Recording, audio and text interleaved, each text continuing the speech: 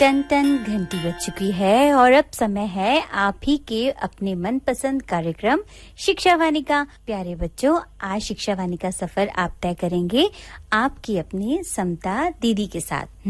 आज फिर से हमेशा की तरह हमारे पिटारे में बहुत कुछ है, बता दें? चलिए, सबसे पहले हमेशा की तरह आप सुनेंगे आपकी मनपसंद मीना की कहानी, और मीना की कहानी का विषय रहेगा हाथी मेरे साथी।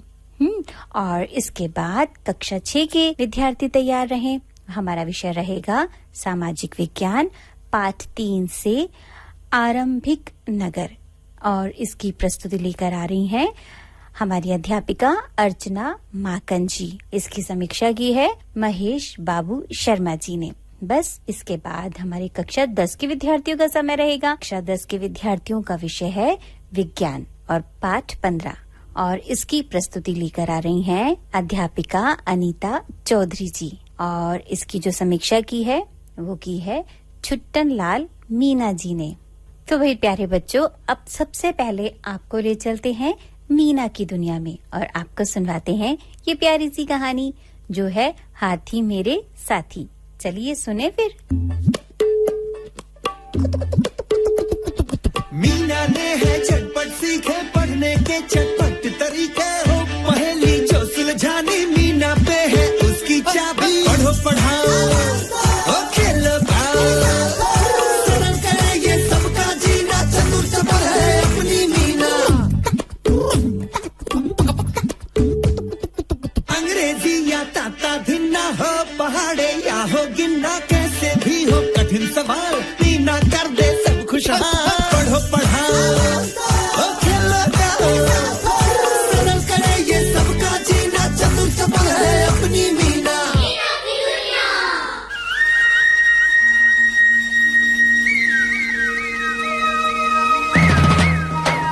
नमस्ते दोस्तों। भाई एक बात बताओ, आप में से ड्राइंग यानी चित्रकारी करने का शौक किस किस को है? अरे वाह, आप सभी को चित्रकारी करने का शौक है। इसका मतलब आप सब भी मेरी तरह ही कलाकार हुए। अब आप ये सोच रहे होंगे कि आज मैं अचानक से चित्रकारी की बात क्यों कर रहा हूँ, है ना? यही सोच रहे हो ना? भाई इसका जवाब तो तुम्हें मिलेगा मीना की क्लास में। बच्चों, आज हम करेंगे चित्रकारी।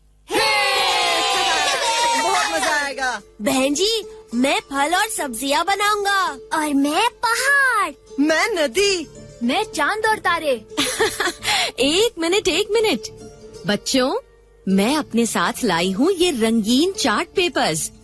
तुम सब यहाँ आके एक एक चार्ट पेपर ले लो और उस पे अपने मनपसंद पशु या पक्षी का चित्र बनाओ और फिर उसमें रंग भरो। जब सब बच्चे अपने अपने चित्र बना लेंगे, तब हम ये सभी चार्ट पेपर्स क्लास की दीवारों पे लगा देंगे। दीवारों पे लगा देंगे, क्लास को सजा देंगे। बहन जी सभी बच्चों को एक एक चार्ट पेपर देके प्रिंसिपल साहिबा के कमरे में चली गईं। सभी बच्चे बहुत उत्साहित थे और आपस में बातें कर रहे थे। मैं तो बंदर का चित्र बनाऊंगा। तुम क्या बनाओगी सुमी? दीपू, मैं इस चार्ट पेपर पे बनाऊंगी मोर। मीना, तुम क्या बनाओगी?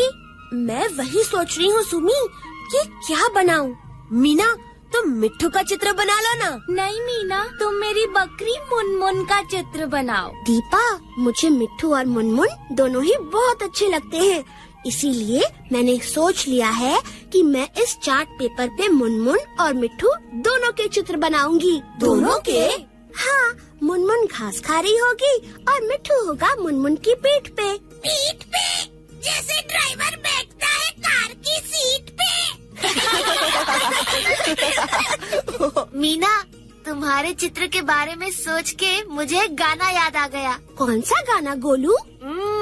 दीपा की बकरी, मीना का तोता है, क्या करूँ हाय, कुछ कुछ होता है। गोलू, गाना तो तुमने अच्छा बना लिया, लेकिन अब ये बताओ कि तुम चित्र कौन सा बनाओगे? मैं बनाऊंगा, हाँ, मैं बनाऊंगा कुछ खास। खास? क्या खास गोलू? दीपू, वो तो तुम्हें मेरा चित्र देखने के बाद ही पता चलेगा। हाँ। गोलू रुको तो। ये तो सबसे पीछे जाके बैठ गया।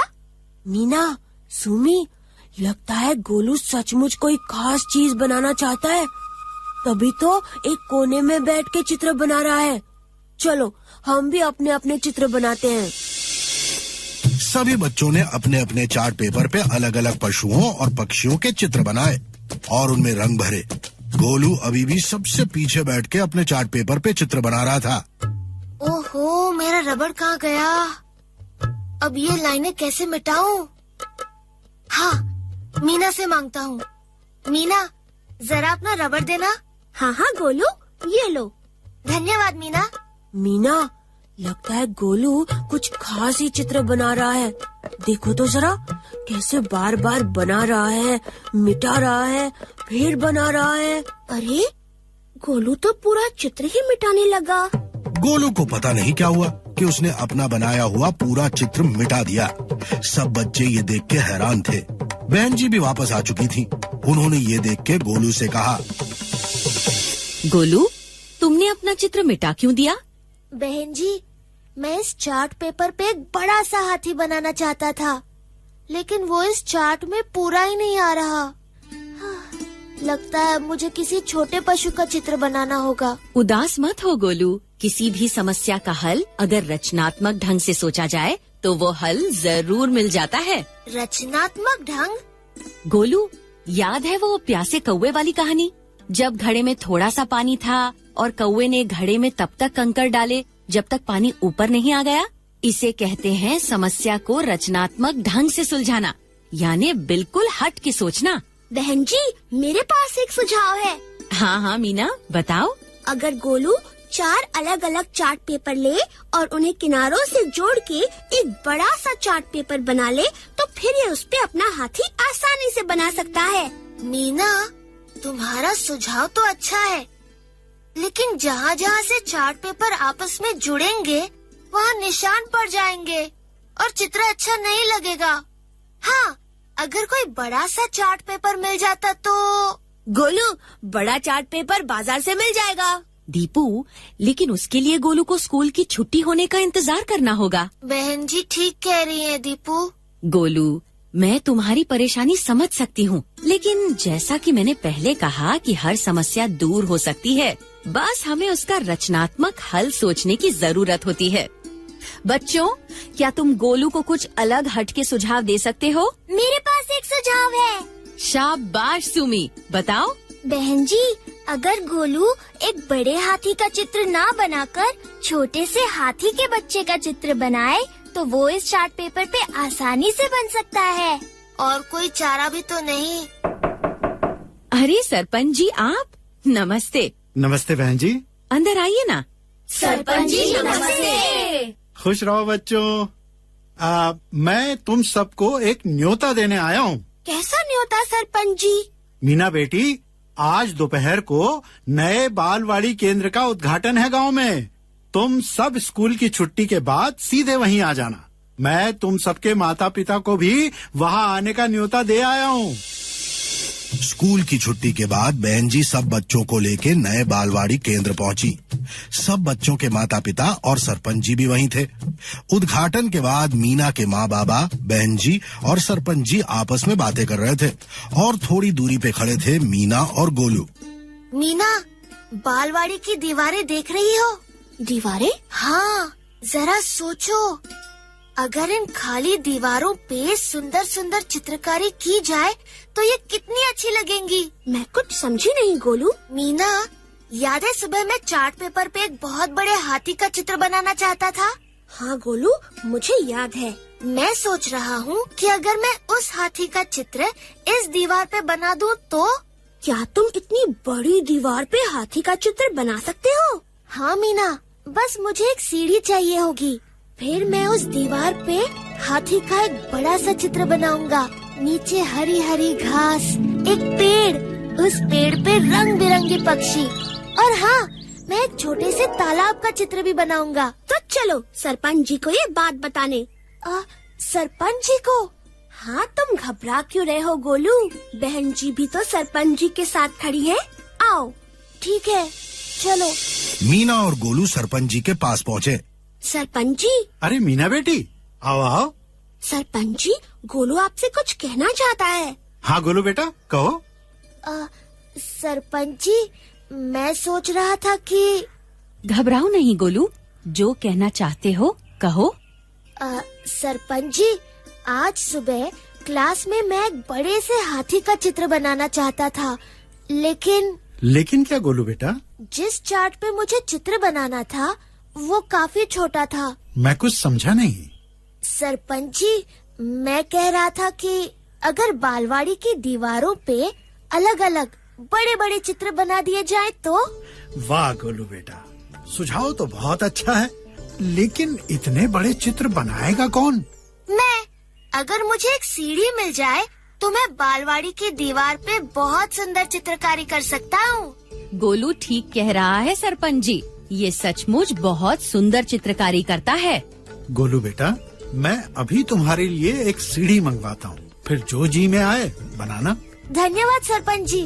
बहन जी, मुझे ये देख के बहुत खुशी हुई कि आपके विद्यार्थियों की सोच इतनी अलग और नई है। सरपंच जी, रचनात्मक ढंग से सोचना तो हमें बहन जी ने सिखाया है। बहन जी ने सिखाया है, तभी तो समझ आया है। और फिर गोलू ने बालवाड़ी के दीवारों पे इतनी सुंदर चित्रकारी की कि सब लोग बस देखते ही रह गए। दोस्तों, बहन जी की बात हमेशा याद रखना, अगर चीजों को अलग ढंग से सोचा जाए और नए नए तरीकों से किया जाए तो उसके नतीजे शानदार ही होते हैं। सरल करे ये सबका जीना, चतुर चपल है अपनी मीना। भाई वाह, बहुत अच्छी थी ना मीना की कहानी। और भाई, अब जैसा कि हमने कहा था, मीना की कहानी के बाद कक्षा 6 के विद्यार्थी तैयार रहें, तो अब समय है उन्हीं का। और आज विषय है सामाजिक विज्ञान, पाठ 3, आरंभिक नगर। इसकी प्रस्तुति लेकर आ रही हैं अध्यापिका अर्चना माकन जी। चलिए सुनिए फिर। प्रिय विद्यार्थियों, नमस्कार। आज हम कक्षा 6 सामाजिक विज्ञान विषय की पुस्तक हमारे अतीत भाग 1 के अध्याय 3 आरंभिक नगर का अध्ययन करेंगे। बच्चों, कुछ पुरानी इमारतों, भवनों आदि को जब हम देखते हैं तो सोचने पर विवश हो जाते हैं कि ऐसी खंडहर सी इमारतों में ऐसा क्या है कि सरकार इनका संरक्षण करती है, इन पर इतना ध्यान देती है। इस बात पर अगर हम गौर करें तो पता चलता है कि ये पुराने समय की बनी इमारतें हैं जो हमारे अतीत को दर्शाती हैं। अपने समय में भव्य व उपयोगी रही इन इमारतों का अध्ययन करने पर पता लगता है कि उस समय लोग किस तरह से भवन निर्माण किया करते थे, उनकी नगर विकास की योजनाएं किस प्रकार की थीं। मानव स्वभाव की प्रकृति है कि वह अपने विकास की कहानी, अपने अतीत, अपने जीवन की शुरुआत, अपने उद्गम को जानने के लिए सदैव लालायित रहता है। तो बच्चों, ध्यान से सुनना, बात बहुत पुरानी है। लगभग 150 वर्ष पूर्व पहली बार जब पंजाब में रेलवे लाइन बिछाई जा रही थी, तब इंजीनियरों को एक पुरा स्थल अर्थात पुराना स्थान मिला, एक ऐसा खंडर जिसमें से वे हजारों ईंटें उखाड़ लाए और रेलवे लाइन बिछाई। बच्चों, वह था हड़प्पा पुरा स्थल, और इसकी ईंटें निकालने के कारण कई इमारतें पूरी तरह से नष्ट हो गईं। इसके बाद लगभग 80 वर्ष पूर्व पुरातत्वविदों अर्थात पुराने अज्ञात इतिहास का पता लगाने वाले व्यक्तियों ने पता लगाया कि यह खंडर उपमहाद्वीप के सबसे पुराने शहरों में से एक है। इसकी खोज सबसे पहले हुई, इसलिए इसके बाद में मिलने वाली सभी इमारतों को हड़प्पा सभ्यता की इमारतें कहा गया। यह माना जाता है कि इन नगरों का निर्माण लगभग 4700 साल पहले हुआ। ये नगर आधुनिक पाकिस्तान के पंजाब और सिंध प्रांत तथा भारत में गुजरात, राजस्थान, हरियाणा और पंजाब राज्यों में मिले हैं। इन नगरों का निर्माण उस समय की आवश्यकताओं को ध्यान में रखकर किया जाता था। वो 2 या उससे अधिक भागों में बांटा गया था। प्राय पश्चिमी भाग छोटा था लेकिन ऊंचाई पर बना था। इस भाग को नगर दुर्ग कहा जाता था और पूर्वी हिस्सा, जो कि अपेक्षाकृत बड़ा था, वह निचले इलाके में था जो निचला नगर कहलाता था। दोनों हिस्सों की 4 दीवारियां पक्की ईंटों की बनाई जाती थीं। ईंटें इतनी पक्की होती थीं कि हजारों सालों के बाद भी दीवारें खड़ी रहीं। दीवार बनाने के लिए ईंटों की चिनाई इस तरह की जाती थी कि जिससे दीवारें लंबे समय तक मजबूत बनी रहें। कुछ नगरों के नगर दुर्ग में कुछ खास इमारतें बनाई गई थी। जैसे मोहनजोदड़ो में एक खास तालाब मिला है जिसे पुरातत्वविदों ने महान स्नानागार कहा। तालाब को बनाने के लिए ईंट और प्लास्टर का उपयोग किया गया था। इनमें पानी का रिसाव रोकने के लिए प्लास्टर के ऊपर चारकोल की परत चढ़ाई गई थी। सरोवर में 2 तरफ से उतरने के लिए सीढ़ियां बनाई गई थी। इसे भरने के लिए पानी कुएं से निकाला जाता था और उपयोग के बाद खाली कर दिया जाता था। शायद यहाँ विशिष्ट नागरिक विशेष अवसरों पर स्नान किया करते थे। कालीबंगा और लोथल जैसे अन्य नगरों में कुछ अग्निकुंड मिले हैं जहाँ शायद हवन किए जाते होंगे। हड़प्पा, कालीबंगा एवं लोथल जैसे कुछ नगरों में बड़े बड़े भंडार गृह मिले हैं। इन नगरों के घर 1 या 2 मंजिल के होते थे। घर के आंगन के चारों ओर कमरे बनाए जाते थे। कई घरों में अलग से स्नानागार होते थे और कई घरों में कुएं भी होते थे। यहाँ पानी की निकासी की भी पूरी व्यवस्था थी। कई नगरों में ढके हुए नाले भी थे। इन्हें सीधी लाइन से बनाया जाता था। हर नाली में हल्की ढलान होती थी ताकि पानी आसानी से बह सके। घरों की नालियों को सड़कों की नालियों से जोड़ दिया जाता था, जो कि बाद में बड़े नालों से मिल जाती थी। नालों के ढके होने के कारण जगह जगह पर मेन होल बनाए जाते थे, जिससे उनकी देखभाल व सफाई हो सके। घरों, नालों व सड़कों का निर्माण योजनाबद्ध तरीके से एक साथ ही कराया जाता था। बच्चों, नगर इतने योजनाबद्ध तरीके से बनाए गए तो विचार आता है कि इतनी व्यवस्थित योजनाएं कौन बनाता होगा। वहां का नगरीय जीवन किस प्रकार का रहा होगा। हड़प्पा के नगरों की बात करें तो इनमें बहुत हलचल रहती थी।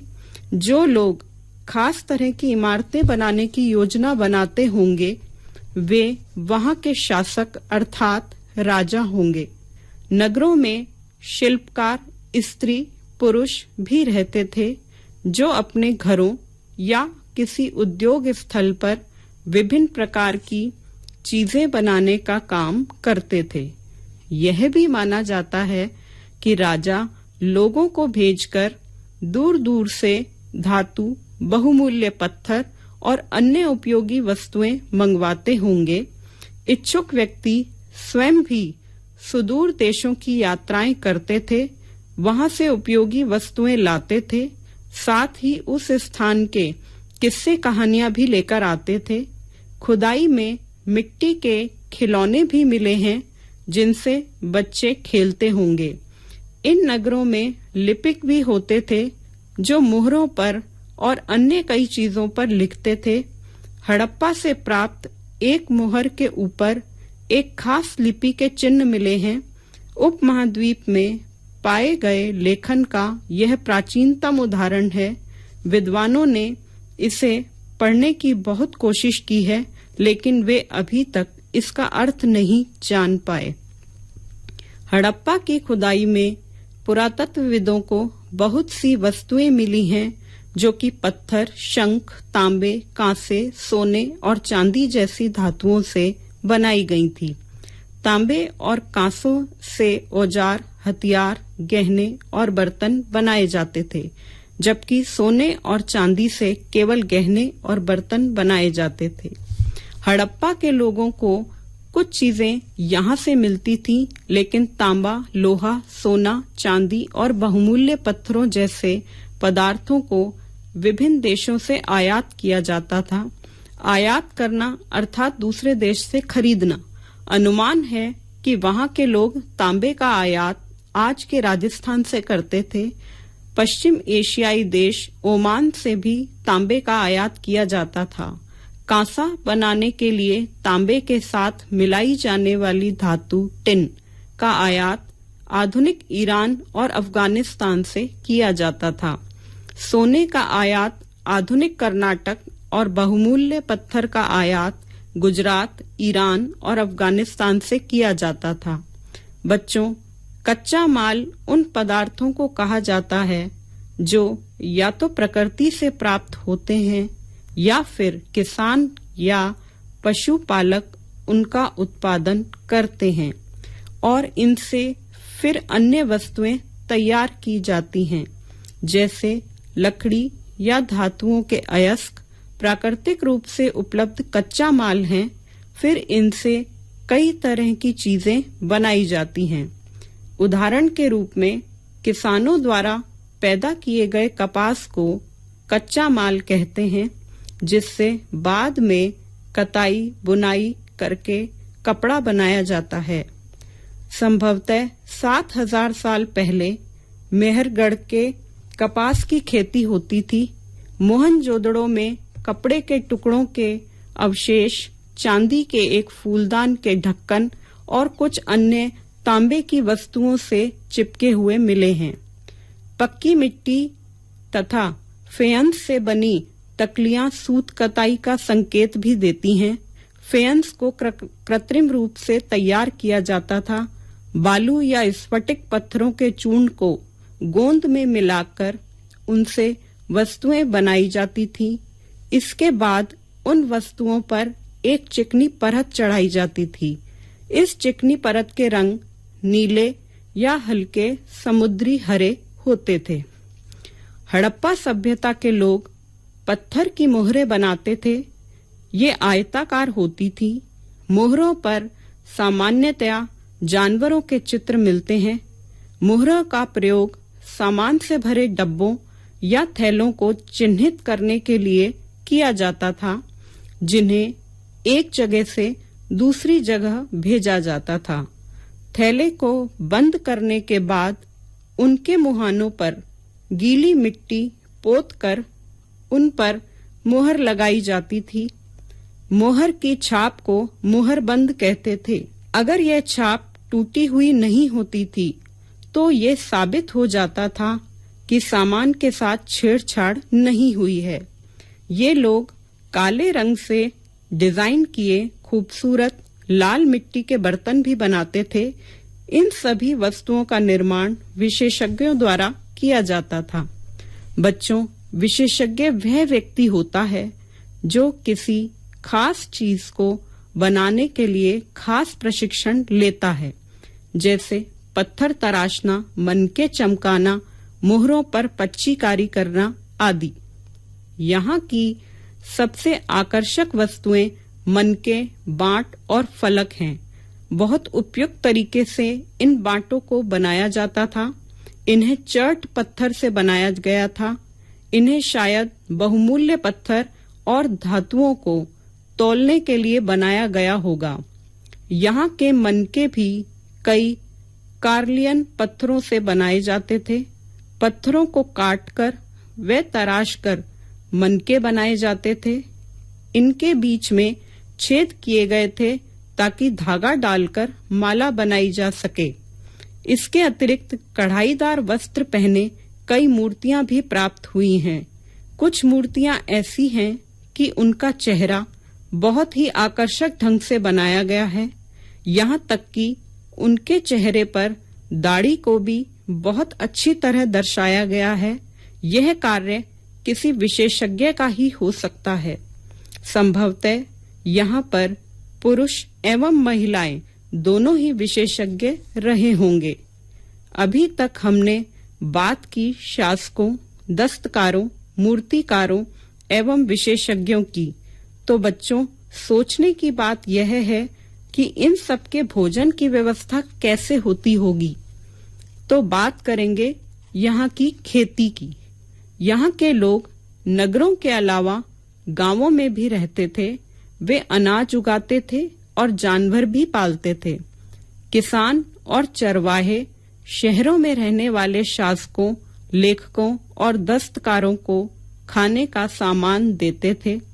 पौधों के अवशेषों से प्राप्त होता है कि हड़प्पा के लोग गेहूं, जौ, दालों, मटर, धान, तिल और सरसों का उत्पादन करते थे। जमीन की खुदाई के लिए हल का प्रयोग किया जाता था। हड़प्पा काल के हल तो नहीं बच पाए, लेकिन वे प्राय लकड़ी के बनाए जाते थे। ऐसा अनुमान हल के आकार के खिलौनों को देखकर लगाया गया था, जो कि पुरातत्वविदों को प्राप्त हुए। इस क्षेत्र में वर्षा कम होती थी, इसलिए सिंचाई के लिए लोग कई तरीके अपनाते थे। पानी का संचय करते थे और आवश्यकता अनुसार फसलों की सिंचाई करते थे। हड़प्पा के लोग खेती के अलावा पशुपालन भी करते थे। ये लोग गाय, भैंस, भेड़ और बकरियां पालते थे।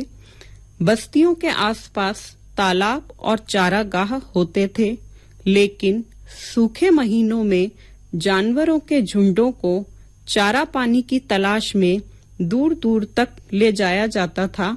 वे बेर जैसे फलों को इकट्ठा करते थे, मछलियां पकड़ते थे और हिरन जैसे जानवरों का शिकार करते थे।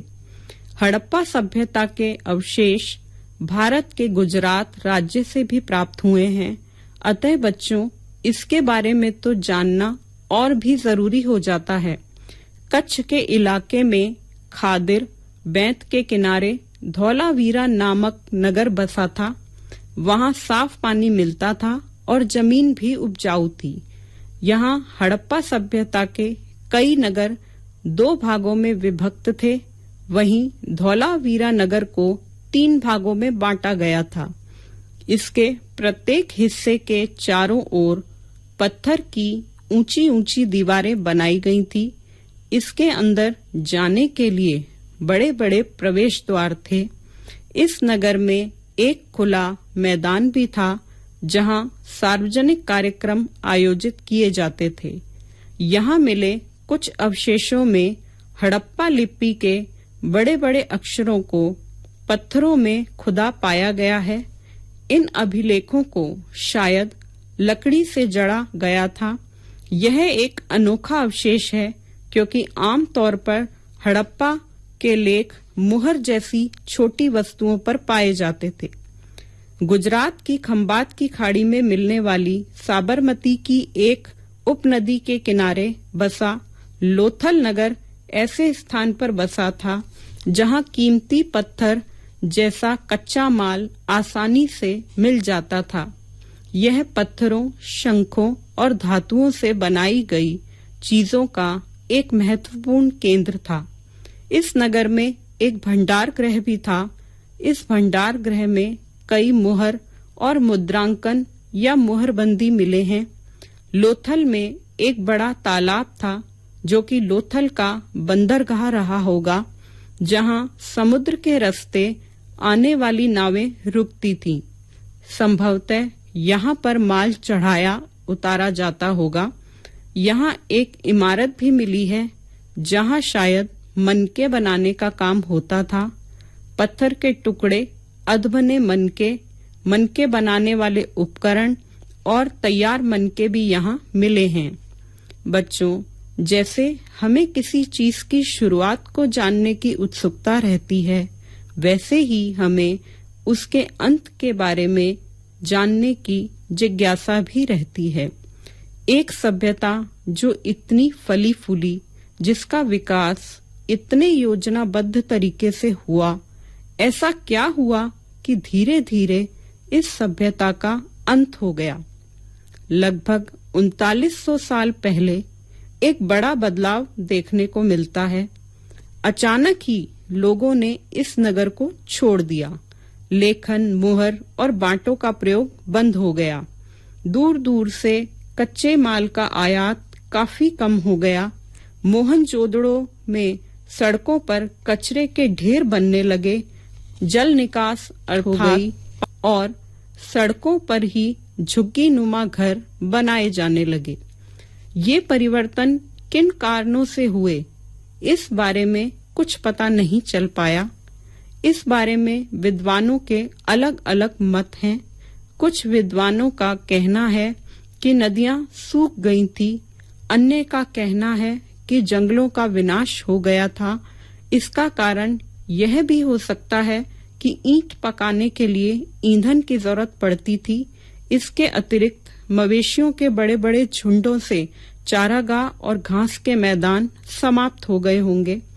कुछ इलाकों में बाढ़ आ गई, लेकिन ये सभी कारण यह स्पष्ट करने में अपर्याप्त थे कि इन सभी नगरों का अंत कैसे हो गया, क्योंकि बाढ़ और नदियों के सूखने का असर कुछ ही इलाकों में हुआ होगा। ऐसा माना जाता है कि शायद राजाओं का नियंत्रण समाप्त हो गया, परंतु जो भी हुआ हो, परिवर्तन का असर पूरी तरह से साफ दिखाई देता है। आधुनिक पाकिस्तान के सिंध और पंजाब की बस्तियां उजड़ गई थी।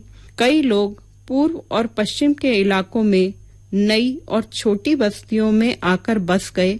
इस प्रकार यह माना जाता है कि इस तरह हड़प्पा सभ्यता का अंत हो गया। यहाँ हमने यह देखा कि किस प्रकार इस सभ्यता का विकास हुआ। इस विकास ने जहाँ विकास के अनेक सोपान देखे, जिसमें अच्छी व मजबूत इमारतें, स्नानागार, जल संग्रह के लिए तालाब, पानी की आपूर्ति के लिए कुएं, विशिष्ट अवसरों पर स्नान के लिए सरोवर, नालियों की सफाई के लिए मेनहोल, तो वहीं अनाज संग्रह के लिए भंडार आदि का निर्माण किया गया। तो वहीं व्यापारिक समृद्धि भी देखी, जहां हथियार, गहनों व बर्तनों के निर्माण के साथ ही आवश्यकता पूर्ति के लिए विभिन्न देशों से आयात कर नागरिकों को समृद्धता प्रदान की गई। विशेषज्ञता के चलते यहाँ मनके, बांटों व फलकों का निर्माण, तो वहीं आकर्षक मूर्तियों का निर्माण, भोजन के लिए खेती के द्वारा अनाज उगाकर व विभिन्न प्रकार के पशुओं को पालकर उनसे प्राप्त उत्पादों के द्वारा नागरिकों का पोषण, तो वहीं मनोरंजन के लिए खिलौनों का निर्माण, शिकार व सार्वजनिक कार्यक्रमों का आयोजन भी इस सभ्यता में किया गया। परिवर्तन प्रकृति का नियम है, यह कहावत तो आपने सुनी ही होगी। तभी इस सभ्यता ने जहां विकास के सोपान देखे, तो वहीं शनै शनै इस सभ्यता का पतन भी होना आरंभ हो गया। पतन का कारण तो पूर्णतया स्पष्ट नहीं था, लेकिन यह सभ्यता समाप्त सी हो गई। बच्चों, मैं यह आशा करती हूँ कि हड़प्पा सभ्यता के आरंभ और उसके विकास तथा अंत की कहानी आपको अवश्य पसंद आई होगी।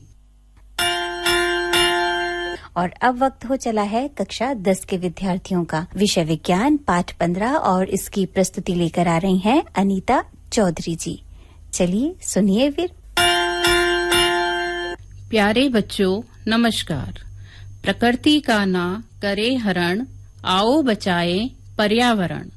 पेड़ लगाओ, देश बचाओ, पेड़ लगाओ, जीवन बचाओ और जीवन को खुशहाल बनाओ। बच्चों, इससे आपको अंदाजा लग गया होगा कि आज हम कक्षा 10 के विज्ञान विषय का पाठ 15 हमारा पर्यावरण की जानकारी प्राप्त करेंगे। हमारा पर्यावरण आपके आसपास उपस्थित कुछ वस्तुओं के नाम सोचो। आपने सोच लिया होगा। हमारे आसपास पेड़ पौधे, जीव जंतु, पत्थर, मिट्टी, टेबल, कुर्सी आदि बहुत सारे सजीव व निर्जीव उपस्थित होते हैं। इसमें पेड़ पौधे, जीव जंतु सभी सजीव जैव घटक कहलाते हैं और पत्थर, मिट्टी, टेबल, कुर्सी सभी निर्जीव अजैव घटक कहलाते हैं। ये सभी जैव व अजैव घटक मिलकर पर्यावरण बनाते हैं। पर्यावरण परि प्लस आवरण 2 शब्दों से मिलकर बना हुआ है। परि जो हमारे चारों ओर है, आवरण जो हमें चारों ओर से घेरे हुए है। धरती पर जीवन के लालन पालन के लिए पर्यावरण प्रकृति का उपहार है। वह प्रत्येक तत्व जिसका उपयोग हम जीवित रहने के लिए करते हैं वे सभी पर्यावरण में शामिल हैं, जैसे हवा, पानी, प्रकाश, भूमि, पेड़, जंगल और अन्य प्राकृतिक तत्व। पर्यावरण उन सभी भौतिक, रासायनिक एवं जैविक कारकों की एक समाहित इकाई है जो किसी जीवधारी अथवा पारितंत्रीय आबादी को प्रभावित करते हैं तथा उनके रूप, जीवन और जीविता को तय करते हैं। बच्चों, पारितंत्र जिसे पारिस्थितिक तंत्र भी कहते हैं, यह एक प्राकृतिक इकाई है। किसी क्षेत्र के सभी जीव तथा वातावरण के अजैव कारक मिलकर पारितंत्र बनाते हैं। जैव घटक में पौधे, जंतु, सूक्ष्मजीव एवं मानव तथा अजैव घटक में ताप, वर्षा, मृदा, वायु, खनिज इत्यादि को शामिल किया गया है। पारितंत्र 2 प्रकार के होते हैं।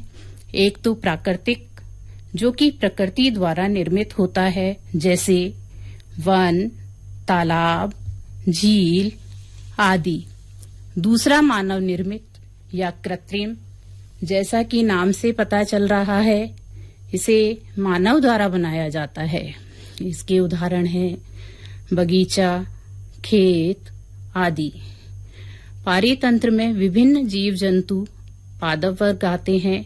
तो बच्चों, जीवन निर्वाह के आधार पर जीवों को उत्पादक, उपभोक्ता एवं अपघटक वर्गों में बांटा गया है। वे सभी जीव जो सूर्य के प्रकाश, क्लोरोफिल, कार्बन डाइऑक्साइड की उपस्थिति में भोजन निर्माण का कार्य करते हैं, उत्पादक कहलाते हैं। सूर्य के प्रकाश में भोजन निर्माण की यह क्रिया प्रकाश संश्लेषण की क्रिया कहलाती है। वे सभी जीव जो उत्पादक द्वारा उत्पादित भोजन पर प्रत्यक्ष या अप्रत्यक्ष रूप से निर्भर रहते हैं, उपभोक्ता कहलाते हैं।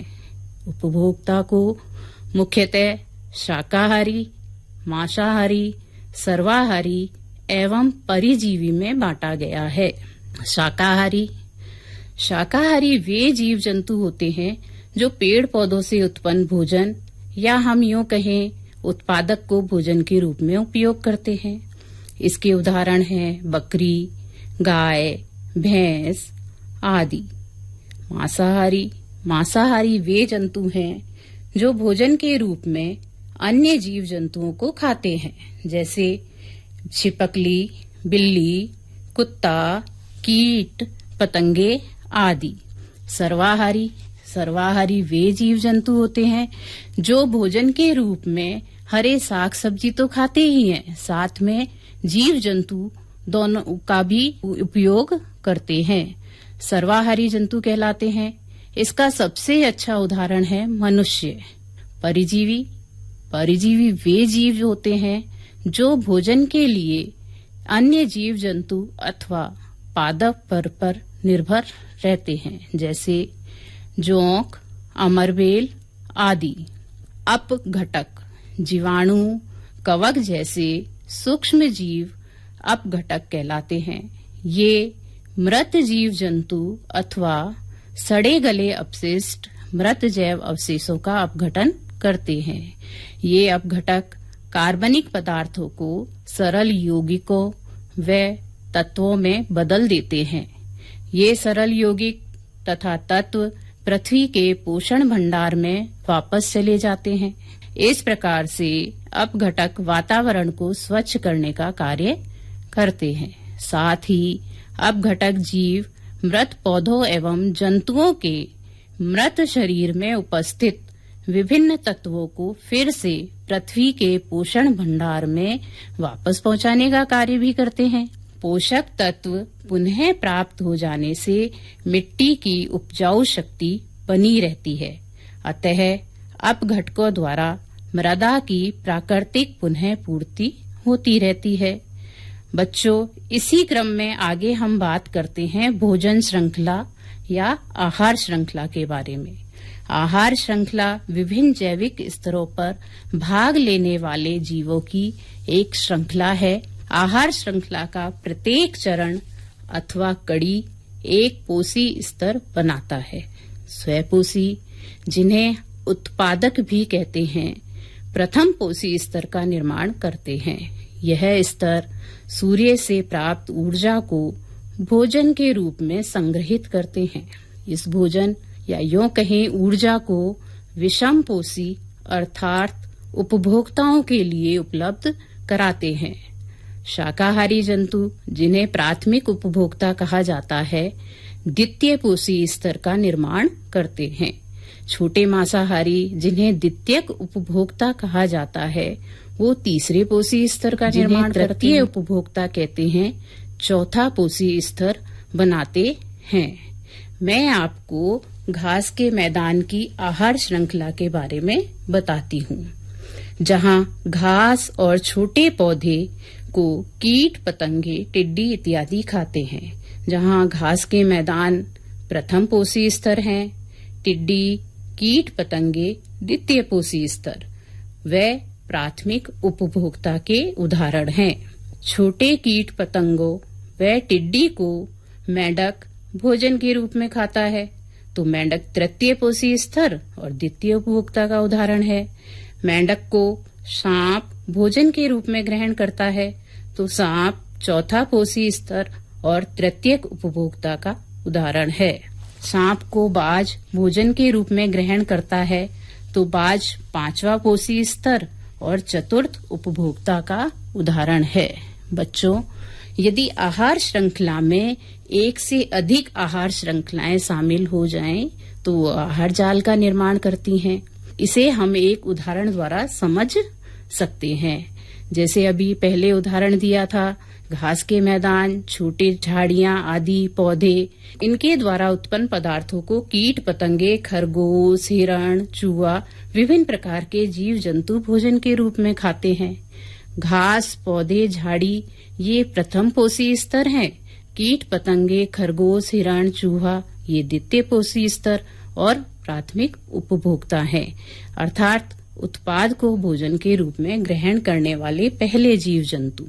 इसके बाद छोटे कीट पतंगों को मेंढक भोजन के रूप में ग्रहण करता है, तो चूहे को बिल्ली, खरगोश को बघेरा, हिरण को चीता। तो एक से अधिक जंतु हैं, एक दूसरे द्वारा खाए जा रहे हैं।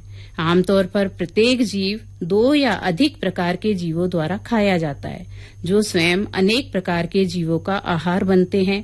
अतः एक सीधी आहार श्रृंखला के बजाय जीवों के मध्य आहार संबंध विभाजित होता है तथा इस प्रकार विभाजित या शाखान्वित श्रृंखलाओं का एक जाल बन जाता है, जिसे आहार जाल कहते हैं। जो भोजन हम खाते हैं वे हमारे लिए एक ऊर्जा स्रोत का कार्य करता है। यह भोजन हमें विभिन्न कार्यों के लिए ऊर्जा प्रदान करता है। इसलिए पर्यावरण के विभिन्न घटकों की परस्पर अन्योन्य क्रिया अर्थात एक दूसरे के साथ क्रिया में निकाय के एक घटक से दूसरे घटक में ऊर्जा का प्रवाह होता है। स्वपोषी या उत्पादक सौर प्रकाश में उपस्थित ऊर्जा को ग्रहण करके रासायनिक ऊर्जा में बदल देते हैं और यह ऊर्जा संसार के संपूर्ण जैव समुदाय की सभी क्रियाकलापों के संचालन में सहायक होती है। स्वपोषी से ऊर्जा विषमपोषी एवं अपघटकों तक जाती है।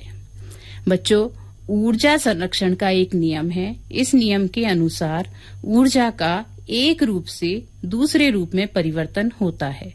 ऊर्जा को ना तो उत्पन्न किया जा सकता है और ना ही नष्ट किया जा सकता है। इसलिए जब ऊर्जा का एक रूप से दूसरे रूप में परिवर्तन होता है तो पर्यावरण में ऊर्जा की कुछ मात्रा अनुपयोगी ऊर्जा के रूप में बदल जाती है। पर्यावरण के विभिन्न घटकों के बीच ऊर्जा के प्रवाह का विस्तार से अध्ययन किया गया तो पाया गया कि एक स्थलीय पारितंत्र में हरे पेड़ पौधों की पत्तियों द्वारा प्राप्त होने वाली सौर ऊर्जा का लगभग 1% भाग ही खाद्य ऊर्जा में परिवर्तित होता है। जब हरे पौधे प्राथमिक उपभोक्ता द्वारा खाए जाते हैं तो ऊर्जा की बड़ी मात्रा पर्यावरण में ऊष्मा के रूप में बदल जाती है। कुछ मात्रा का उपयोग पाचन, विभिन्न जैव कार्यों जैसे जनन, वृद्धि आदि में होता है। खाए हुए भोजन की मात्रा का लगभग 10% ही जैव मात्रा में बदल पाता है और अगले स्तर के उपभोक्ता को उपलब्ध हो पाता है।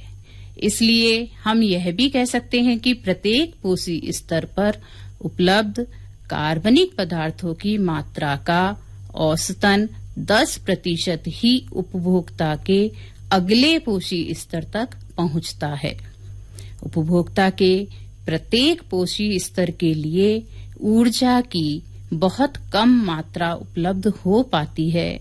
इसलिए आहार श्रृंखला सामान्यतः 3 अथवा 4 चरण की होती है।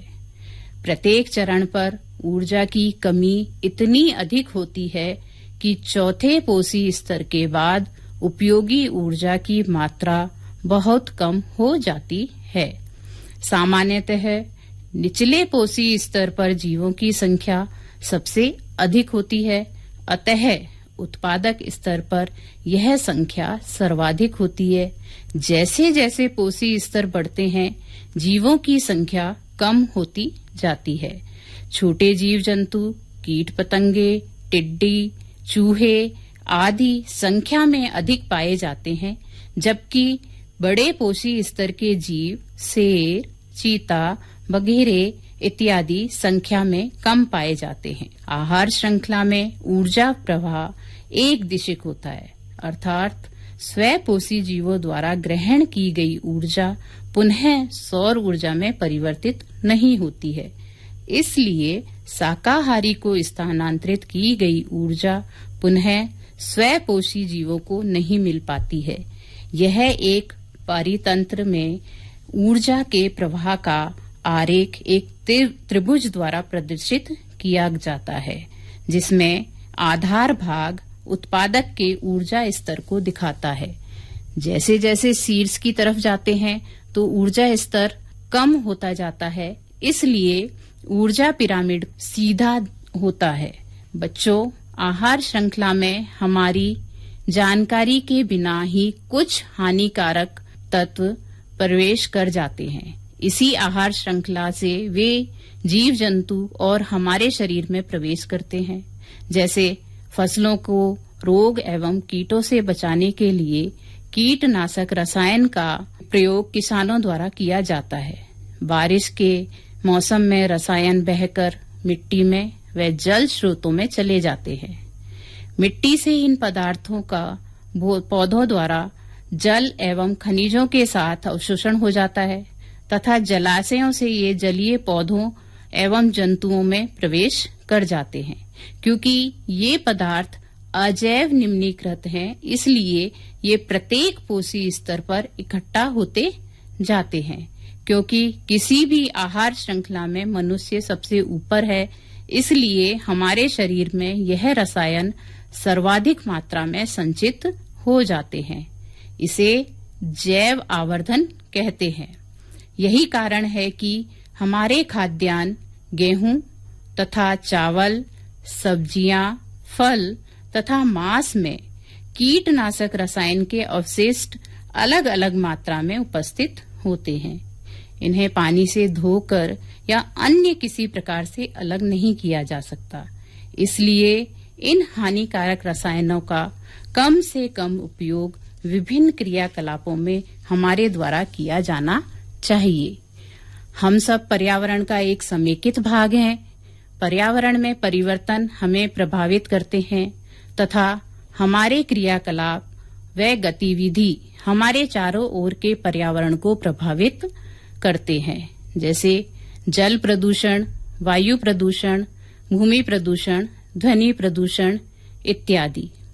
इस भाग में हम पर्यावरण की 2 महत्वपूर्ण समस्याओं की जानकारी प्राप्त करेंगे। वे हैं ओजोन परत का अपक्षयण तथा अपशिष्ट का निपटान। सर्वप्रथम हम ओजोन परत और इसके अपक्षयण के बारे में बात करते हैं।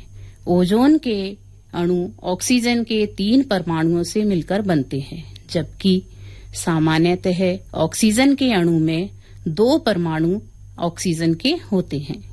वायुमंडल में समताप मंडल के ऊपर ओजोन परत पाई जाती है, जो कि सूर्य से आने वाली हानिकारक पराबैंगनी विकिरणों को पृथ्वी तक आने से रोकती है।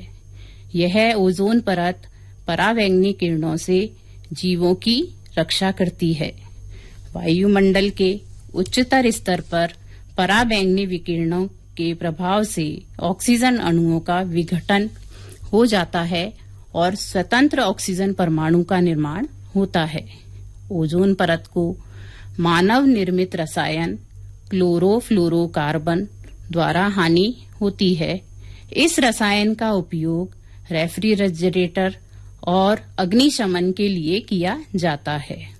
1987 में संयुक्त राष्ट्र पर्यावरण कार्यक्रम में सबकी सहमति बनी कि क्लोरोफ्लोरोकार्बन के उत्पादन को वर्ष 1986 के स्तर पर ही सीमित रखा जाए। अब यह जरूरी हो गया है कि दुनिया भर की सभी निर्माण कंपनियां क्लोरोफ्लोरोकार्बन रहित रेफ्रिजरेटर का निर्माण करें। बच्चों, अब हम अपशिष्ट के निपटान के बारे में जानकारी प्राप्त करेंगे। किसी भी प्रक्रम के अंत में बनने वाली अनुपयोगी पदार्थ या उत्पाद अपशिष्ट कहलाता है। इसका तात्पर्य उन पदार्थों से है जिन्हें उपयोग के बाद अनुपयोगी मानकर फेंक दिया जाता है, जैसे मानव द्वारा उपयोग में लाए पदार्थ कागज, कपड़ा, प्लास्टिक, कांच, रबर आदि। उद्योगों से निकलने वाला तरल एवं ठोस अपशिष्ट, कृषि अपशिष्ट आदि। अपशिष्ट के अपघटन के आधार पर इसे 2 वर्गों में बांटा गया है। पहला है जैव निम्नीकरणीय अपशिष्ट, जिसमें जैविक कारकों या सूक्ष्म जीवों द्वारा अपशिष्ट पदार्थों का अपघटन होता है, जैसे जैविक कचरा, कृषि अपशिष्ट, रुई, पट्टियां, मांस के टुकड़े इत्यादि। दूसरा है अजैव निम्नीकरणीय अपशिष्ट, जिसमें जैविक कारकों या सूक्ष्म जीवों द्वारा अपशिष्ट पदार्थों का अपघटन नहीं हो पाता है, जैसे प्लास्टिक की बोतलें, पॉलीथीन, कांच, सिरिंज के टुकड़े, धातु के टुकड़े आदि। जैव निम्नीकरणीय और जैव अनिम्नीकरणीय क्रिया को समझने के लिए आप एक क्रियाकलाप घर पर रहकर प्रत्यक्ष कर सकते हैं। इसे आप अपने बड़ों के निर्देशन में करें तो ज्यादा अच्छा होगा। इसके लिए आप लोग घर से निकलने वाले कचरे को इकट्ठा कर लें। इसमें रसोई घर से निकलने वाला कचरा, पेंसिल के छिलके, बागवानी से निकलने वाले पत्ते, कांच, प्लास्टिक, पेन इत्यादि हो सकते हैं। इन सभी अपशिष्ट पदार्थों को घर में कोई भी पात्र जैसे गमला, प्लास्टिक की बाल्टी या खाली पुराना मटका लेकर उसमें भर लें और ऊपर से इसे मिट्टी से ढक दें। साथ ही पानी से इसमें नमी बनाए रखें। कुछ दिनों बाद इसमें जो भी कार्बनिक अपशिष्ट जैसे सब्जी के छिलके, सड़े फल, रोटी के टुकड़े, पौधे की पत्तियां आदि होंगी, वे गलकर मिट्टी का रूप ले लेंगी, परंतु प्लास्टिक, पेन, कागज इत्यादि के स्वरूप में कोई परिवर्तन नहीं होगा। बच्चों, इस क्रियाकलाप को आप घर पर रहकर करेंगे तो आपको बहुत अच्छा लगेगा। साथ ही अपशिष्ट के निपटान की आवश्यकता भी है, क्योंकि अपशिष्ट पदार्थ मानव के साथ साथ पेड़ पौधों, जंतुओं, पर्यावरण को भी हानि पहुंचाते हैं। इससे अनेक रोग और विभिन्न प्रकार के प्रदूषणों में वृद्धि होती है। हम इसके लिए इस प्रकार के पदार्थों का उपयोग करें कि उसे या तो वापस काम में लिया जा सके या उसको कम से कम उपयोग किया जाए, या पुनः चक्रण द्वारा अपशिष्ट पद की मात्रा में कमी लाई जा सकती है। हमारे द्वारा उत्पादित कचरे का निपटान एक गंभीर समस्या है, अतः बच्चों हमें गंभीरता से इसे लेना चाहिए और अपने पर्यावरण को सुरक्षित करने में अपना योगदान देना चाहिए। तो बच्चों, आपको आज का पाठ कैसा लगा? अच्छा लगा होगा, आशा करती हूँ। आज के लिए बस इतना ही। अगले शिक्षावाणी कार्यक्रम तक करिए प्रतीक्षा और अब दीजिए आपकी अपनी समता दीदी को अनुमति। नमस्कार।